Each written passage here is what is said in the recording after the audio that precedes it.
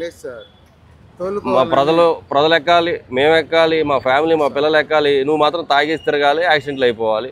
ఏంటిది? నువ్వు ఎప్పుడు దొరికేవా డ్రంక్ అండ్ డ్రైవ్ కేసులో? ఎప్పుడు లేదు సార్, ఇదే ఫస్ట్ టైం సార్. ఇంతకుముందు ఆల్రెడీ నువ్వు జైలుకి వెళ్ళొచ్చావు కదా? లేదు సార్. ఫైన్ కట్టావా? ఎంత కట్టావు? ఇదే స్టార్టింగ్ సార్ ఫైన్. ఇంతకుముందు కట్టాడా? ఇంతకుముందు డ్రంక్ అండ్ డ్రైవ్ కేసులో మీరు 11,000 రూపాయలు కోర్టులో కట్టారు. కోర్టులో మీరు ఆటో తోలుతూ. ఓకే, మళ్ళీ ఇప్పుడు అదే ఆటో ప్యాసింజర్లతో మీరు మళ్ళీ తాగేస్తున్నారు. మీకు తెలుస్తుందా? మీరు తాగి ఉన్నామని తెలుసా? తాగావా? తాగలేదా అమ్మా? అది కరాలు తోలుకోవాలి. తాగేవా తాగలేదా? తాగావా తాగలేదా? కొంచెం తాగావా?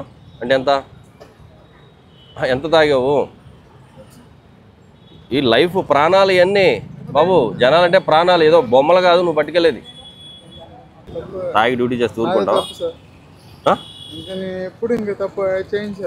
ఇంకెప్పుడు చేసేది ఉంది? ఆల్రెడీ నువ్వు తాగేవు, దొరికేవు, కోర్టుల దాకా వెళ్ళావు, పెండింగ్లో ఉంది. ఇప్పుడు మళ్ళీ దొరికావు, మళ్ళీ చెప్తున్నావు, కథలన్నీ చెప్తున్నావు నువ్వు. ఏంటది? ఇది రోడ్డు అనుకున్నావా లేకపోతే నీ ప్లే గ్రౌండ్ అనుకున్నావా?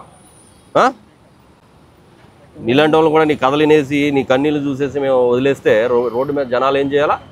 ఒక ఆటో డ్రైవర్గా ఉండి యూనిఫామ్ లేదు, తాగేసి రోడ్ల మీద ప్యాసింజర్లు వేసేసి ఇష్టం వచ్చినట్టు నువ్వు ర్యాష్ డ్రైవింగ్ చేస్తా ఉన్నావు నువ్వు.